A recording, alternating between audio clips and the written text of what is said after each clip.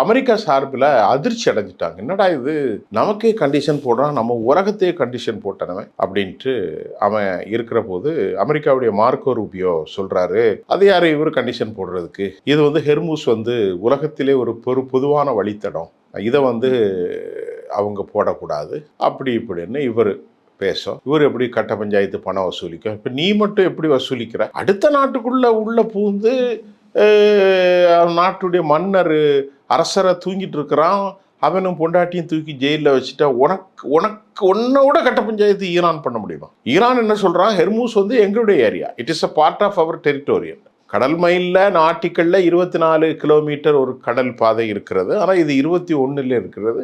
நாங்கள் ஃப்ரீயாக விடுவோம், நாங்கள் காசு வாங்கிட்டு விடுவோம், அது எங்கள் ரைட்டப்பா, அது எங்களுடைய ஆதிக்கத்துக்கு உள்ளது. யூரோப்லேருந்து போகிற கப்பல்களுக்கு வசூலிப்போம், அமெரிக்க கப்பல்களுக்கு வசூலிப்போம், சவுதி போன்ற கப்பல்களுக்கெல்லாம் நாங்கள் வசூலிப்போம்.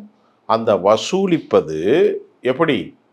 அதற்கு பிறகு எங்கள் நாட்டில் 27 லட்சம் கோடி அழிஞ்சிருக்கு, அதுக்கு இதைத்தான் வச்சு நான் நாட்டை மேன்மைப்படுத்த போகிறேன் அப்படின்னு சொன்னால், இப்போ அமெரிக்காக்காரனுக்கு என்ன சம்மந்தம் இருக்குது? சம்மந்தமே இல்லை. எங்கேயோ இருக்கக்கூடிய அமெரிக்கா இங்கே அவருடைய இடத்துல அது கடலில் உலகம் அப்படித்தான்.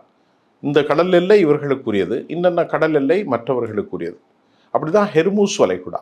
இப்போ அமெரிக்கா இதில் கேட்கக்கூடாதுன்னு சொல்லி இந்த 3 கோரிக்கைகளும் அவர்கள் ஏற்றுக்கொள்ளவில்லை, இவர்களும் பேச்சுவார்த்தைக்கு வரல.